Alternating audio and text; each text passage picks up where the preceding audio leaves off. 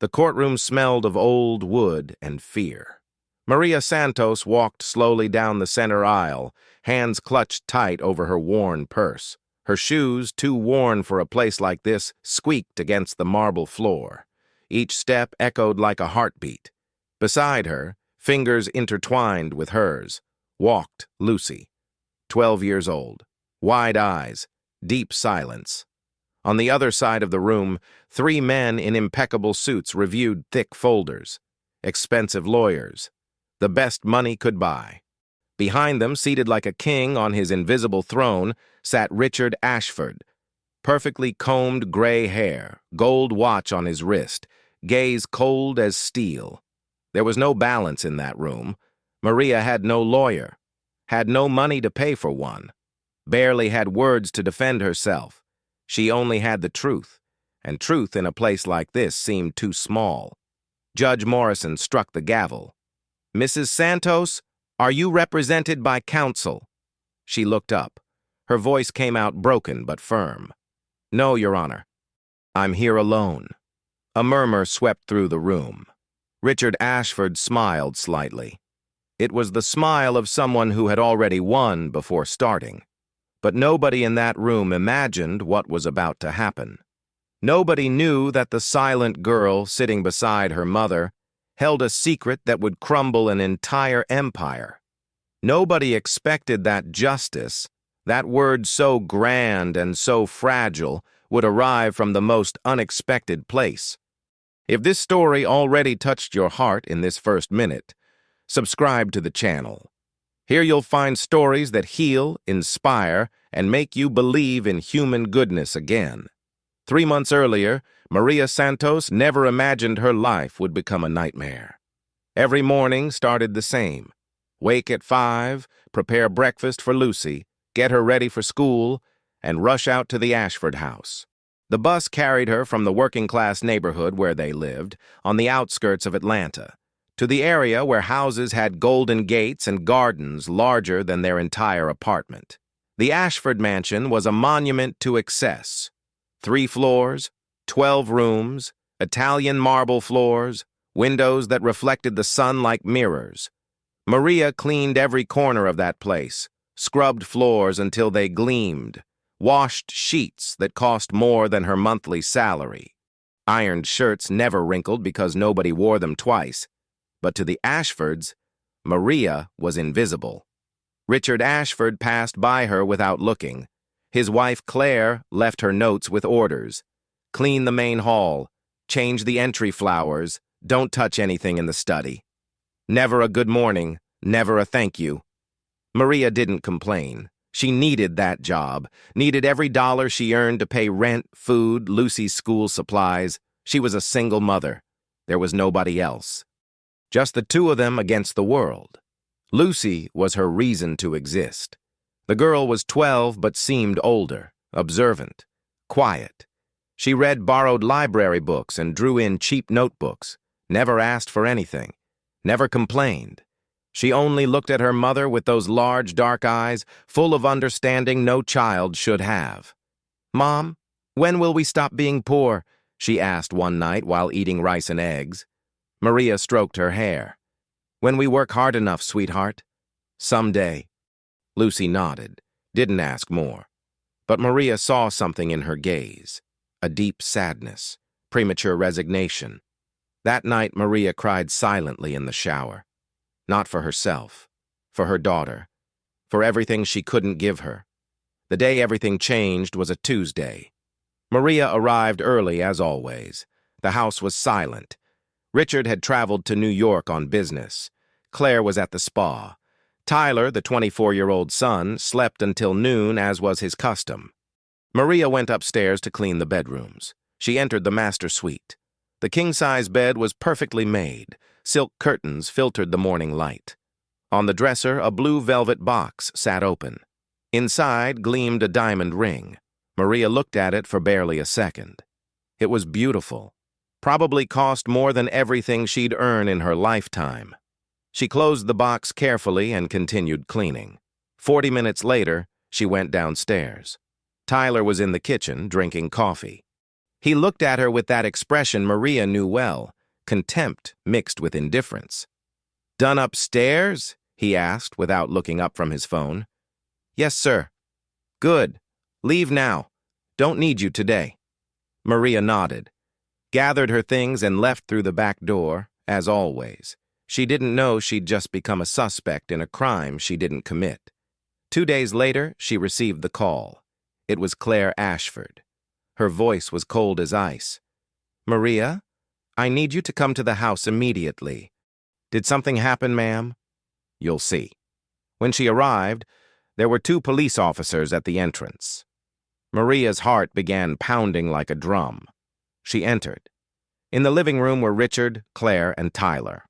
All 3 looked at her with hard expressions. "Sit down," Richard ordered. Maria obeyed, hands trembling. "A very valuable ring has disappeared from our bedroom," Richard said. "A ring worth over $60,000, and you were the only person in that room that day." Maria felt the floor open beneath her feet. "I didn't take anything, sir. I only cleaned—" "Security cameras show you entering and leaving the bedroom. You were there 40 minutes. Alone." "But I didn't steal anything." "Then where's the ring?" Claire asked with a cutting voice. "I don't know. I didn't touch it." One of the officers stepped forward. "Mrs. Santos, we need you to come with us to the station for questioning." Maria felt like she was drowning. Tears began to fall. "I didn't do anything. Please." But nobody was listening. They took her in handcuffs, like a criminal, like she was trash. Lucy was waiting at home when Maria arrived hours later, released temporarily, but with a court summons. The girl saw her mother's shattered face and asked nothing, just hugged her. "Mom, what happened?" Maria couldn't speak. She only cried. For days, she tried explaining to authorities that she was innocent. But she had no proof, no witnesses, only her word. And the word of an immigrant domestic worker meant nothing against that of a millionaire with powerful lawyers. The Ashfords sued her, demanded compensation, wanted to destroy her. Maria searched for lawyers. All asked for retainers she didn't have. Some didn't even return her calls. One night, sitting at the kitchen table with legal papers she didn't understand, Maria made a decision. "I'm going to court alone, Lucy." The girl looked at her with wide eyes. "Without a lawyer?" "I have no other choice." Lucy clenched her fists on the table. "Then I'm going with you." "No, sweetheart. It's too hard." "I'm going with you," Lucy repeated, with a firmness Maria had never heard from her. And in that moment, Maria knew her daughter had stopped being a child. The night before the trial, Maria couldn't sleep. She lay staring at the ceiling, wondering how she'd defend herself against an army of lawyers. But in the next room, Lucy wasn't sleeping either. She held her old cell phone in her hands. On the screen glowed a photo nobody else had seen, a photo that changed everything. And as tears rolled down her cheeks, Lucy whispered in the darkness, "I didn't steal anything, and I won't kneel." The trial day dawned gray. Maria dressed in the best she had, a white blouse she'd ironed 3 times and black pants already showing wear at the knees. She looked at herself in the mirror. She looked small. She looked scared. She looked exactly like what she was, a woman alone against a giant. Lucy came out of her room wearing her school uniform. She had no other formal clothes. Her hair was pulled back in a tight ponytail. Her face was serious, too serious for a 12-year-old girl. "Ready?" Maria asked, though she herself wasn't. Lucy nodded. They took the bus downtown. The ride was silent. Maria stared out the window, seeing nothing. Lucy clutched her backpack against her chest like a shield. When they arrived at the courthouse building, Maria felt her legs stop responding. The building was enormous. Stone columns, endless stairs, solid wood doors that looked like fortress entrances. They entered together hand in hand. Inside, the air was cold and smelled of old paper and solemnity. People walked hurriedly, talking in low voices, carrying folders and briefcases. Everyone seemed to know exactly where they were going. Maria and Lucy were the only ones who looked lost. A guard directed them to courtroom 3. When Maria pushed the door open and entered, the world seemed to grow larger and she smaller. The room was immense. High ceilings, dark wood walls, rows of benches like in a church. At the front, elevated on a platform, was the judge's bench. On one side, the prosecutor's table. On the other, where her lawyer should be, only an empty chair. Maria walked slowly to that chair and sat down. Lucy settled on the bench behind her, hands on her knees, back straight, eyes attentive. On the other side, Richard Ashford's lawyers were already installed. 3 men in perfectly tailored dark suits, expensive watches, luxury pens, organized folders with colored dividers. One of them, the oldest, with silver hair and gold-framed glasses, reviewed documents with a bored expression. Behind them, in the front row of the gallery, sat Richard Ashford, 58 years old, navy blue suit, silk tie, erect posture, relentless gaze. Beside him, Claire, in an elegant dress and sunglasses she didn't remove even indoors. And Tyler, with an annoyed face, checking his phone as if he were anywhere but there. Maria felt their eyes on her, felt the weight of judgment before it began. The side door opened. "All rise," announced the clerk. Everyone stood. Judge Morrison entered, 60 years old, face weathered by decades of seeing humanity's worst, impeccable black robe, serious but not cruel gaze. He sat with precise movements, struck the gavel once. "You may be seated." The gavel's sound echoed like a gunshot. "Case number 2847, State versus Maria Santos, charge of aggravated theft." The judge looked down toward Maria. "Mrs. Santos?" Maria stood, legs trembling. "Yes, Your Honor." "Are you represented by counsel?" There was silence, a silence that lasted too long. "No, Your Honor. I'm here alone." A murmur swept through the room. The Ashford's lawyer exchanged a glance with his colleagues, a glance that said, "This will be easy." The judge frowned. "Are you aware of the severity of the charges against you?" "Yes, Your Honor." "And still you choose to defend yourself without legal representation?" Maria took a deep breath. "I don't have money for a lawyer, Your Honor. But I have the truth." The judge looked at her for a long moment, then nodded. "Very well. We'll proceed. Prosecution, present your case." The Ashford's lead attorney stood. His name was Robert Grant, 45 years of experience.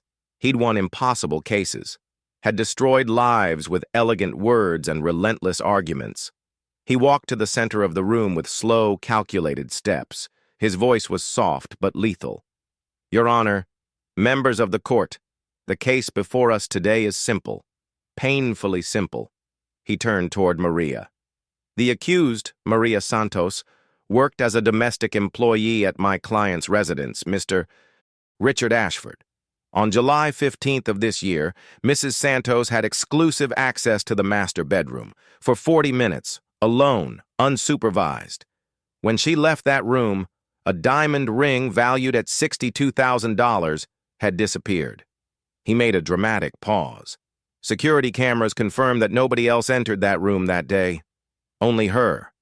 He pointed at Maria with a subtle but devastating gesture. Only the accused. Maria felt the entire room staring at her. Felt the weight of those words like stones on her chest. Grant continued. "Mrs. Santos has no alibi, no witnesses to defend her, and most revealing of all, she cannot explain where the ring is." He approached the judge's bench. "Your Honor, this is not a case of reasonable doubt. This is a case of overwhelming evidence, and we ask that justice be served." He sat down. The silence that followed was crushing. The judge looked at Maria.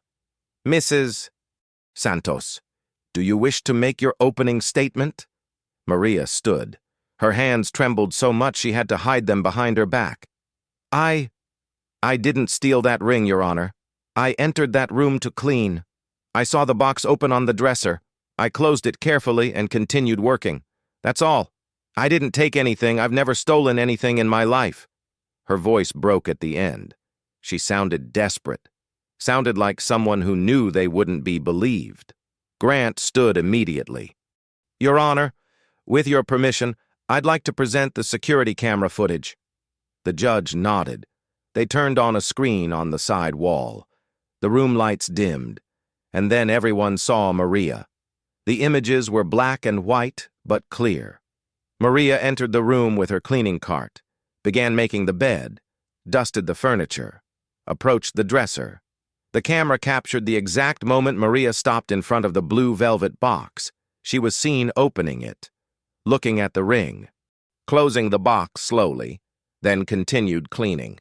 40 minutes later, she left the room. The lights came on. Grant smiled. "As you can see, the accused had complete access, sufficient time, perfect opportunity."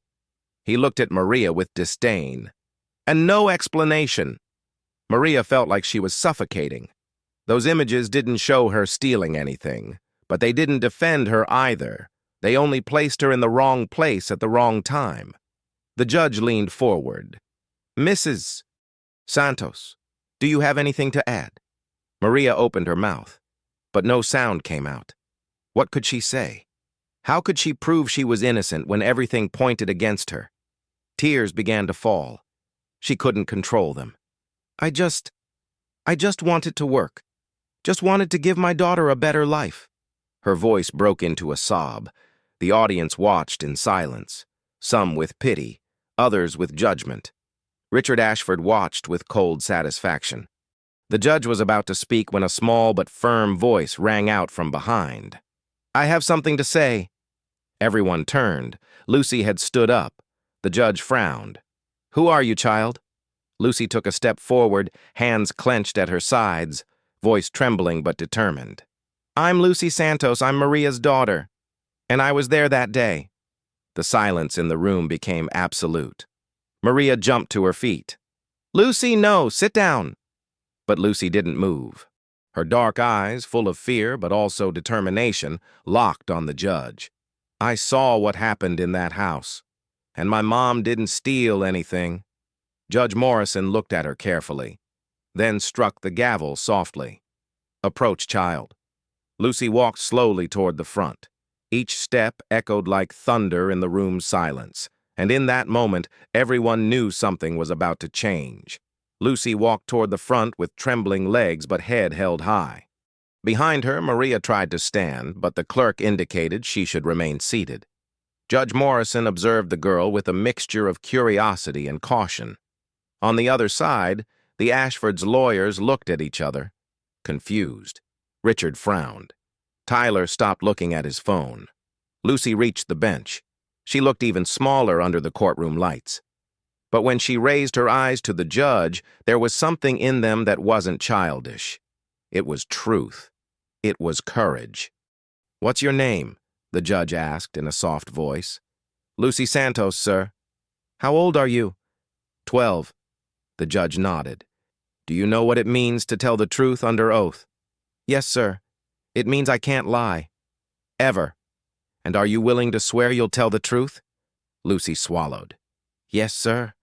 The clerk approached with a Bible. Lucy placed her small hand on the book. "Do you swear to tell the truth, the whole truth, and nothing but the truth?" "Yes, I swear." Judge Morrison leaned back in his chair. "Go ahead, Lucy. Tell us what you know." Lucy took a deep breath. Her hands trembled, but her voice came out clear. "That day, July 15th, I didn't go to school. I had a fever. Not much, but my mom didn't want to leave me home alone. She looked toward Maria. She never leaves me alone when I'm sick." Maria had her hands over her mouth, tears falling uncontrollably. "My mom asked Mr. Ashford for permission to bring me with her. He wasn't there that day. It was Mrs. Clare who answered the phone. She said there was no problem, as long as I didn't bother anyone and didn't touch anything." The judge took notes. "And what happened when you arrived at the house?" "My mom left me in the kitchen. She gave me my book and told me to stay there, quiet. I obeyed, but after a while I started feeling sick again. I was thirsty.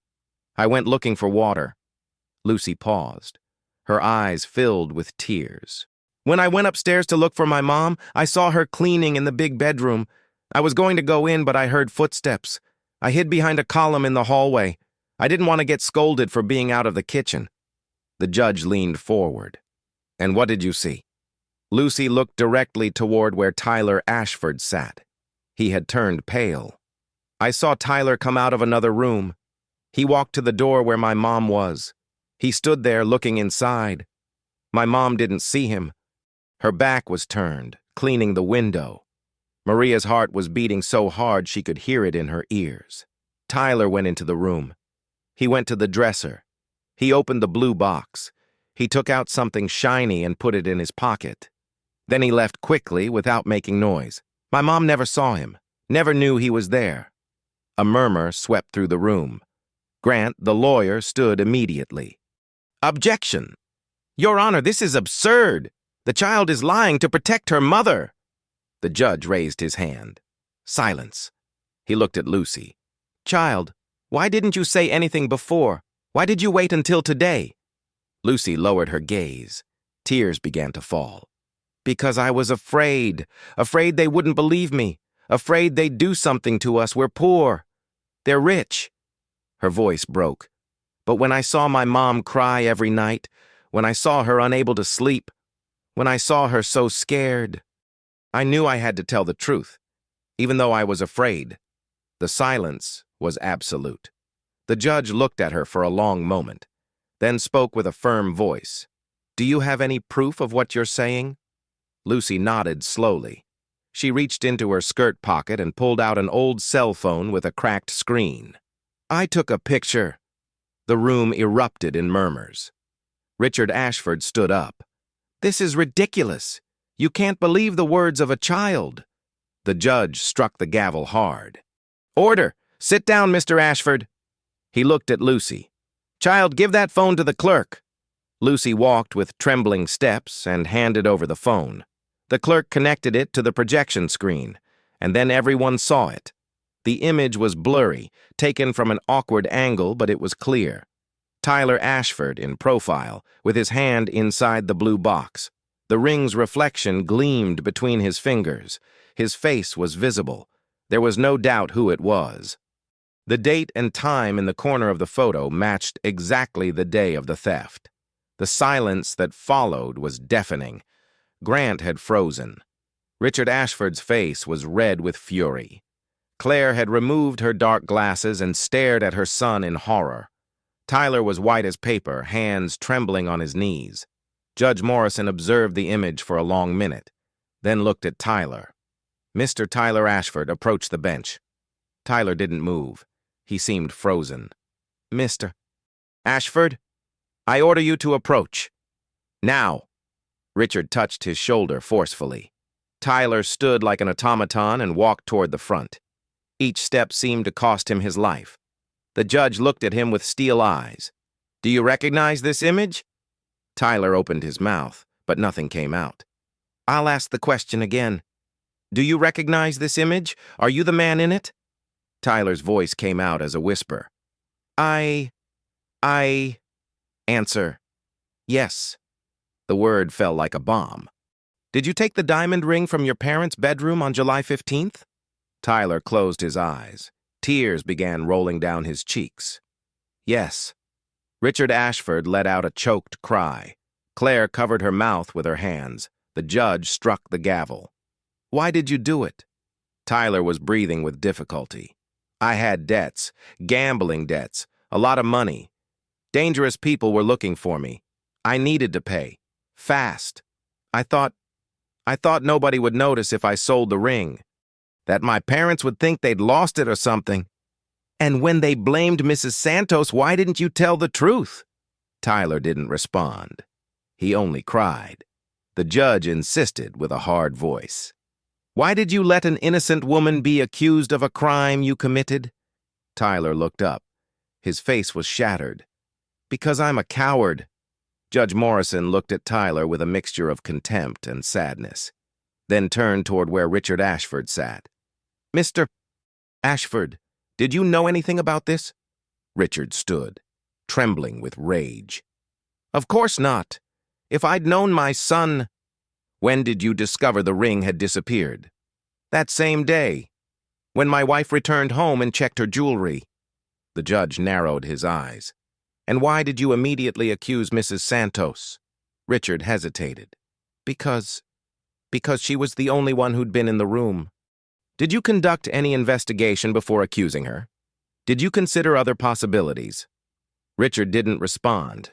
The judge struck the gavel. Cite Tyler Ashford immediately. And I want a complete investigation of this case.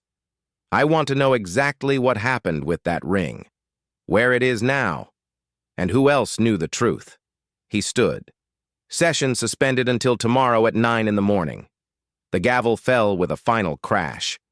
And as everyone left the room, Maria hugged her daughter so tight she thought she'd never let go. Lucy cried against her chest. I'm sorry, Mom. I was so scared. No, sweetheart. You were brave. Braver than anyone in this world. But outside the courthouse, the Ashfords' lawyers were already making urgent calls. And in his office, Richard Ashford stared out the window with clenched fists, knowing his perfect world was about to crumble. The news exploded like dynamite. By the next morning, every Atlanta newspaper carried the story on the front page. Millionaire falsely accuses poor Maid, his own son was the thief. 12-year-old girl saves her mother with photo proving innocence. Ashford empire in crisis after theft and false accusation scandal. Social media was on fire.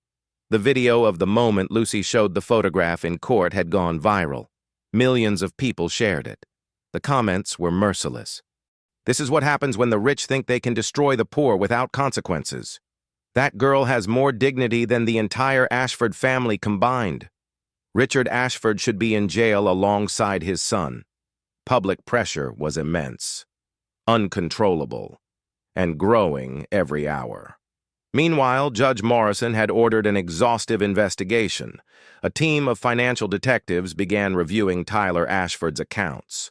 What they found was worse than anyone had imagined. Tyler had debts of over $380,000, online casinos, illegal sports betting, loans from unlicensed lenders, all hidden under false accounts and covert transfers. For years, he'd been bleeding money from his parents without them knowing. Or so he claimed. But investigators also found something else. Transfers from Richard Ashford's personal accounts to gambling organizations. Not many, but enough. Enough to show Richard knew exactly what his son was doing, and had chosen to cover it up. When this information reached the judge, his face hardened like stone. The second trial day began with palpable tension. This time, the room was filled to the last seat. Journalists with cameras, activists with signs outside the building, dozens of people who wanted to see an empire fall. Maria entered with Lucy by the hand.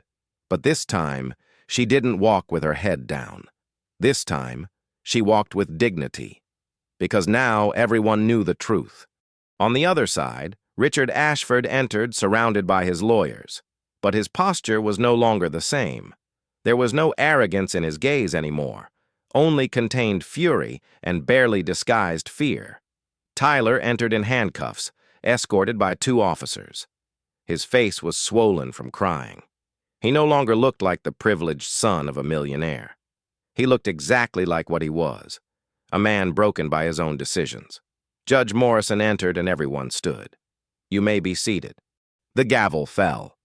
We have continued with the case investigation, the judge said with a firm voice. And what we've discovered is deeply disturbing. He opened a folder and began reading. Tyler Ashford, 24 years old, has a history of severe gambling addiction going back 5 years. During this time, he accumulated debts totaling $380,000 with gambling organizations, many of them illegal. Richard closed his eyes. On July 15th, the accused stole a diamond ring valued at $62,000 from his parents' bedroom.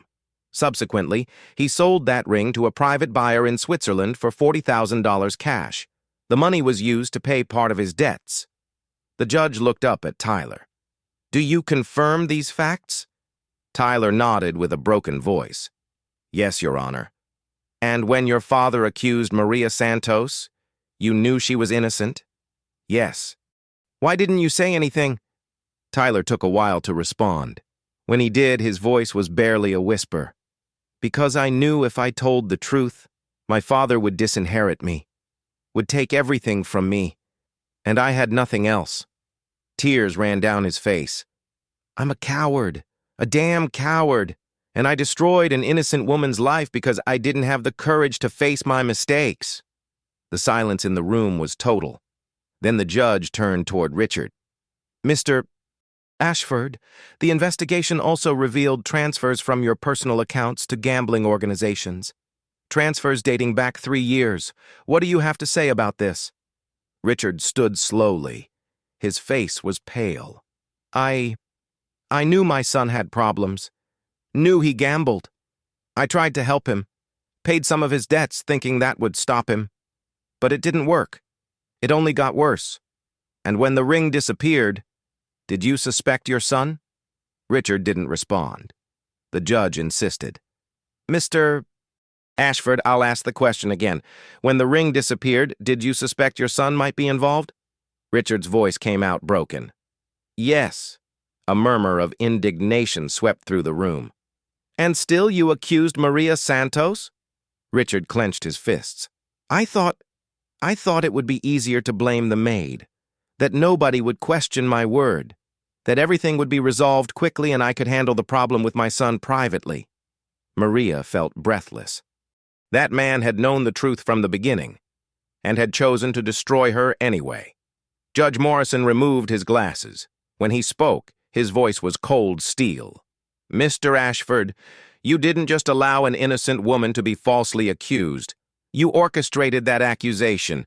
You used your power, your money, and your influence to protect your son at the cost of destroying the life of someone who had no way to defend herself. He leaned forward. That's not just negligence. That's complicity. That's abuse of power. And that's a crime.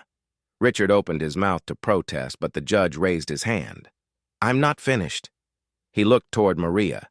Mrs. Santos, please approach. Maria stood trembling. She walked to the bench. The judge looked at her with an expression Maria had never seen in anyone. Respect. Mrs. Santos, on behalf of this court, I offer you my most sincere apologies. You have been the victim of a grave injustice. And though nothing can return the lost time, the fear you suffered, or the damage to your reputation, I want you to know that this court recognizes your innocence absolutely and unconditionally. Tears fell down Maria's face. Thank you, Your Honor. The judge turned toward Tyler. Tyler Ashford, for the crime of aggravated theft and obstruction of justice, I sentence you to 4 years in prison. Additionally, you must pay compensation of $70,000 to Mrs. Santos for damages caused. Tyler lowered his head, didn't protest, didn't cry, just accepted. Then the judge looked at Richard. Richard Ashford, for complicity in theft, false accusation, and abuse of power, I sentence you to 2 years in prison, suspended under probation. Additionally, you must pay additional compensation of $120,000 to Mrs. Santos, and you'll be barred from holding executive positions in public companies for 10 years. Richard Ashford, the man who had built an empire, the man who believed he was untouchable, collapsed in his seat like a building losing its foundation. The judge struck the gavel one last time. Case closed. Outside the courthouse, a crowd waited.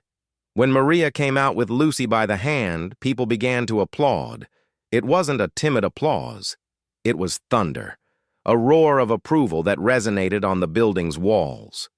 Dozens of people, perhaps hundreds, who had followed the case on television and social media were there, with signs, with flowers, with moist eyes. Justice for Maria. Strong mothers raise brave daughters. Truth always wins. Maria stopped at the top of the stairs, overwhelmed. Lucy squeezed her hand tightly. Mother and daughter looked toward the crowd, toward all those unknown faces crying with them, celebrating with them. A reporter approached with a microphone. Mrs. Santos, what do you feel right now? Maria took time to respond. Words stuck in her throat. I feel that justice exists. That even if you're poor, even if you have no power, even if nobody knows you, truth can save you. She looked at Lucy. But most of all, I feel that my daughter saved me. She was braver than any adult in that room. The reporter knelt in front of Lucy. Lucy, what would you tell other children who are afraid to tell the truth? Lucy looked directly at the camera. Her dark eyes shone with a maturity she shouldn't have at 12 years old. But that life had given her without asking permission. That truth is always stronger than fear. Always. The crowd erupted in applause again. Meanwhile, inside the building, Richard Ashford left through a side door, escorted by his lawyers. There were no friendly cameras waiting for him anymore, only journalists hungry for his downfall. Mr. Ashford, how does it feel to be convicted? Are you going to resign from your company position? Is it true your family has disowned you? Richard didn't respond. He got into his car with his head down. For the first time in his life, he had no answers, no control, nothing. His empire, built over 30 years, was beginning to crumble. The next morning, the board of directors of Ashford Industries voted to remove him as CEO. Company stock fell 40%. Partners began abandoning ship. Contracts were canceled one after another. Everything he'd built with arrogance and power was crumbling through his own greed and pride. But for Maria, the real victory wasn't in the Ashfords' conviction. It was in something much bigger, something that was about to begin. And that would change not just her life, but that of hundreds of women like her. 2 weeks after the trial, Maria received an unexpected call. It was from a labor rights foundation. They wanted to hire her as spokeswoman for a national campaign about domestic workers' rights. They offered her a decent salary, benefits, and the opportunity to tell her story across the country.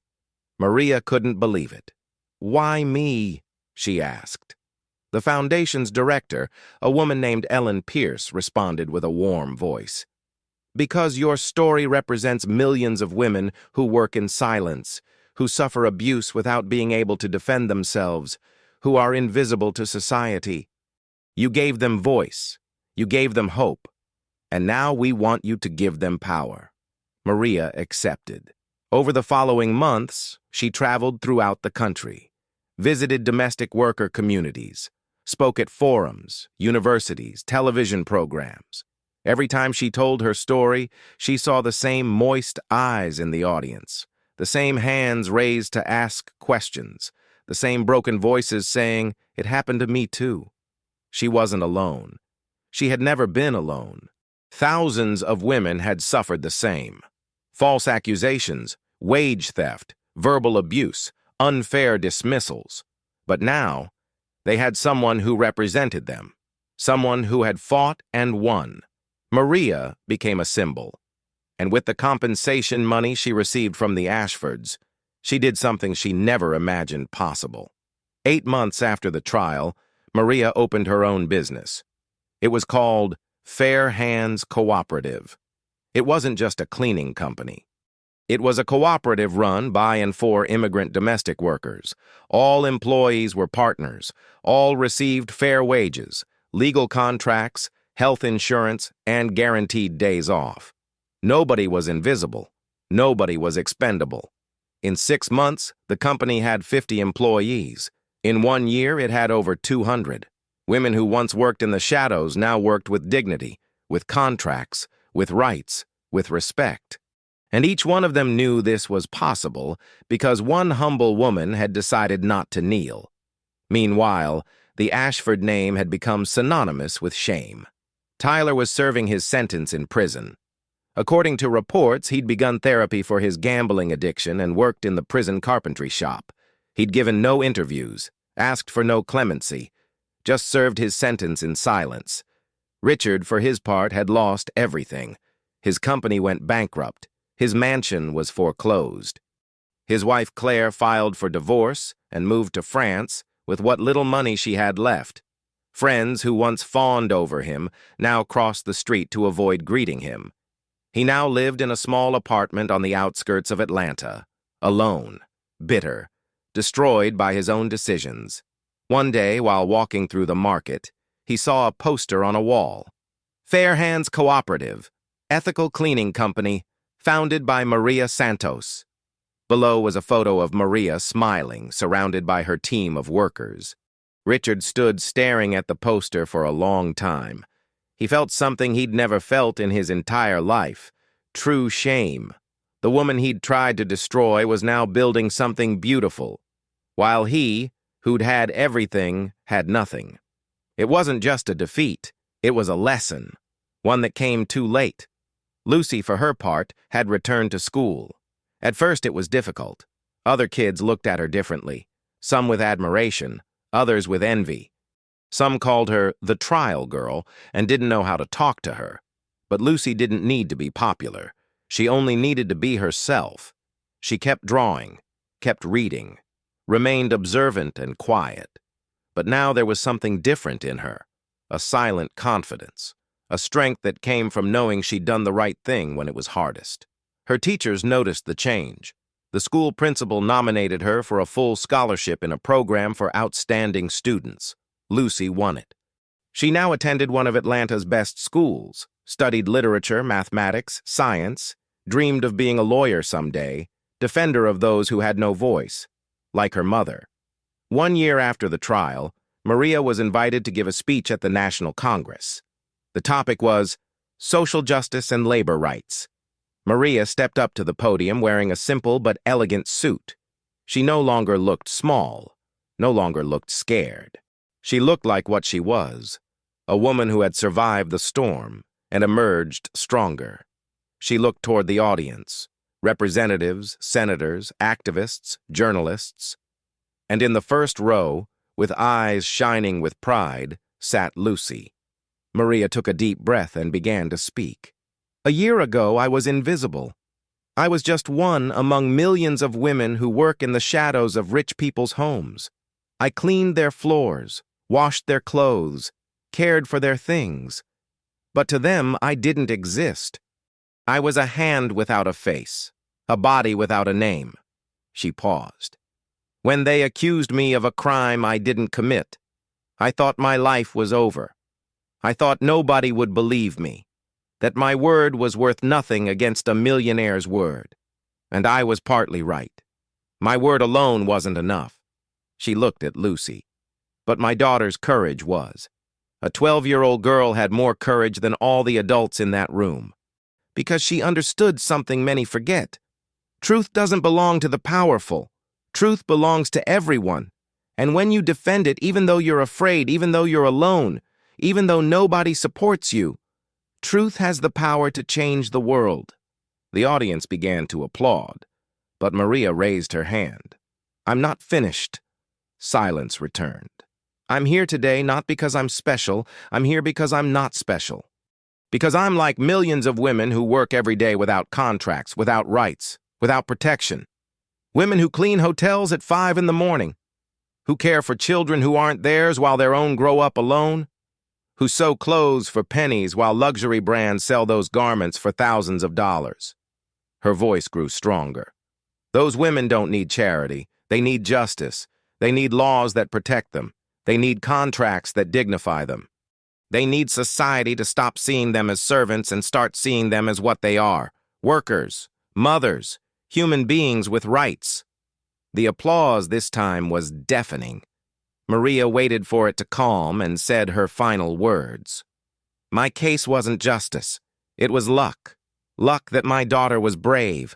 Luck that she had a photo. Luck that the judge was honest. But justice can't depend on luck. It has to be a right, for everyone. Always." She stepped down from the podium to an ovation that lasted 5 full minutes. Lucy ran to her and hugged her, and Maria knew in that moment that everything had been worth it. 3 months after that speech, Congress passed the Domestic Workers Protection Act. It included mandatory contracts, guaranteed minimum wage, Social Security, days off, and legal protection against abuse. It was one of the most progressive labor laws in the country. And it carried an unofficial name, but one everyone used: Maria's Law. Maria cried when she found out, not because it bore her name, but because it meant no other woman would have to go through what she went through. But Maria and Lucy's story didn't end there. Because the real victory wasn't in the laws or the headlines. It was in something much simpler, much more beautiful. It was in the future they'd built together. And that future began every morning, with the sun coming through the window of their new home. 5 years later, morning sun came through the windows of the small but bright apartment in downtown Atlanta. The walls were painted soft yellow. There were plants in every corner, framed photos on the shelves, Maria and Lucy at the beach, in the park, in front of the fair hands office. In the kitchen, Maria prepared coffee. She was 47 years old now, some gray in her hair, wrinkles around her eyes from smiling so much, but her gaze was no longer that of a frightened woman. It was that of someone who had found her place in the world. The bedroom door opened. Lucy came out dressed in her high school uniform. 17 years old, tall, slender, with long hair pulled back in a ponytail. She carried books under her arm and a backpack full of dreams. "Good morning, Mom." "Good morning, sweetheart. Did you sleep well?" "More or less. Had to finish the essay for law class." Maria smiled. "What topic?" "Restorative justice versus punitive justice." "Sounds complicated." Lucy sat at the table and took a piece of toast. "Not really. It's about how the justice system should focus more on repairing harm than punishing. I talked about our case, about how the judge didn't just convict the Ashfords, but gave us tools to rebuild our lives." Maria felt a knot in her throat. "I'm so proud of you, Lucy." "I'm proud of you too, Mom." Lucy looked at her with those dark eyes that were no longer a child's, but a young woman's. "Sometimes I think about that day in court, how scared I was, how I almost didn't say anything. But you did, and you changed everything." "No, Mom, you changed everything. I just told the truth. But you lived it." They looked at each other in silence. A silence full of love, respect, everything they'd survived together. Later, Maria walked to the Fair Hands Cooperative office. The company now had its own building, 3 floors, administrative offices on the first, training room on the second, daycare for employees' children on the third. When Maria entered, she was greeted by a chorus of cheerful greetings. "Good morning, Maria." "Hello, boss." Maria never got used to being called boss. She preferred partner, because that's what they all were, partners. She met with her administrative team, reviewed new contracts, discussed expansion to other cities, talked about the scholarship program they'd created for workers' children. Everything was working. Everything was growing. And Maria knew this was bigger than her. It was a movement. It was change.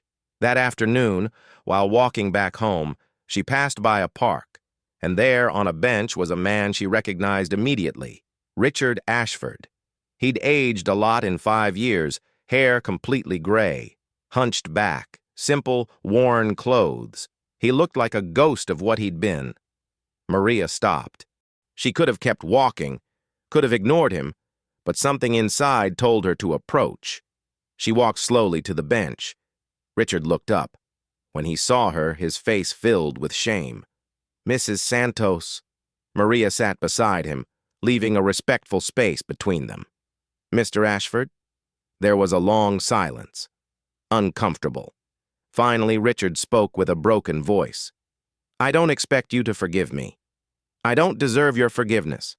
I just want you to know that I'm sorry. I'm sorry every day for what I did to you, what I did to your daughter, to you, to all the people I hurt through my pride and cowardice." Maria looked at him. She saw a broken man, a man who'd lost everything because he believed power made him untouchable. "What do you do now?" she asked softly. "I work at a hardware store, clean floors, organize inventory." He smiled bitterly. "Ironic, isn't it? Now I'm the one who cleans." Maria nodded. "And how does it feel?" Richard took time to respond. "I feel human. For the first time in my life, I feel human. Before I was a title, a last name, a bank account. Now I'm just Richard, and that's liberating and terrifying. Maria looked toward the horizon. Everyone deserves a second chance, Mr. Ashford. But second chances don't erase what we did. They only give us the opportunity to be better.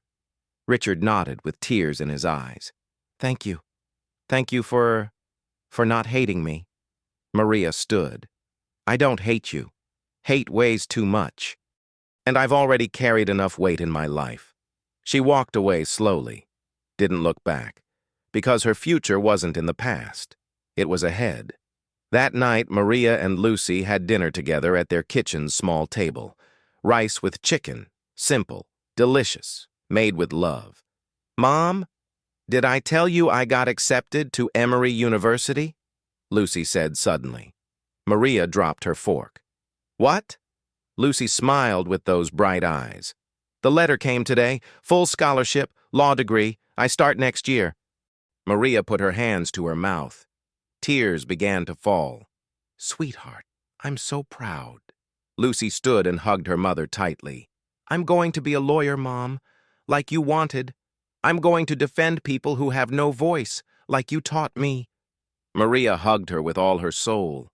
You're already stronger than me, sweetheart. You always have been. No, Mom. I learned from the strongest. They stayed embraced for a long time, crying with happiness, relief, hope. Later, when Lucy went to sleep, Maria stepped out onto her apartment's small balcony. The city glowed under the night lights. The air smelled of flowers and possibilities. She thought about everything that had happened. The fear, the injustice, the pain, but also the courage, the truth, the justice. She thought about the women who now worked with dignity thanks to fair hands. She thought about the laws that protected thousands of workers. She thought about her daughter, who would soon be a lawyer. And she knew it had all been worth it.